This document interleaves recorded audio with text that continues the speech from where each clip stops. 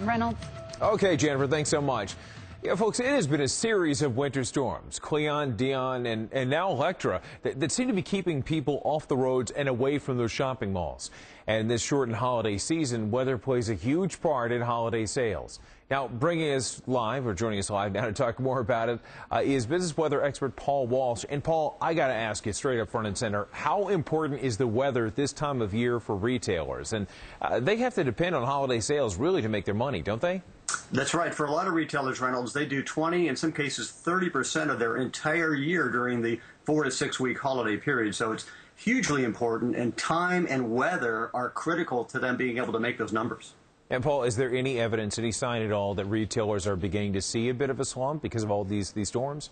Yeah, so the evidence that we've seen so far really comes from Black Friday, and what we saw was that sales were actually slower than expected, and when we actually saw that using polling that we do on weather.com, where we saw that people actually were buying more clothing items and things like that were really weather related, but they were buying less sort of electronics and things, and we've seen that across the industry. So that at least the start of the holiday season was all about the weather and all about buying things that you're going to need because the weather was so cold. It is so cold, I should say. Yeah, I could ask you, though, how is all this going to translate to the consumers? I mean, are they going to save money possibly in the long run?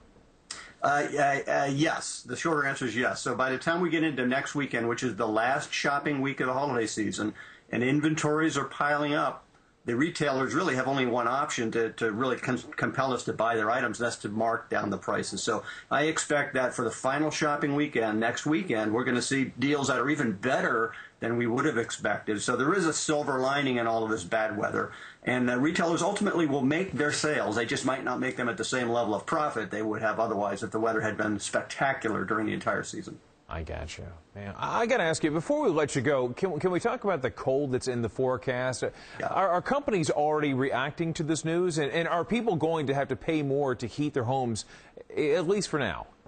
Well, in terms of the cost for heating our homes, we will see price increases. Natural gas prices are up significantly, and they're up significantly based on, number one, the weather that we've already had, but also they look ahead at the forecast. So they know it's going to be getting colder again next week, so prices are up.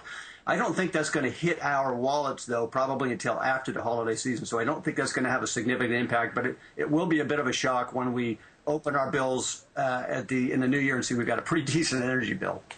Okay, Paul Walsh, thanks so much, our business weather expert. All right, folks, we got a lot more coming up. We're going to talk about the saying goodbye to Electra, but still, Electra still is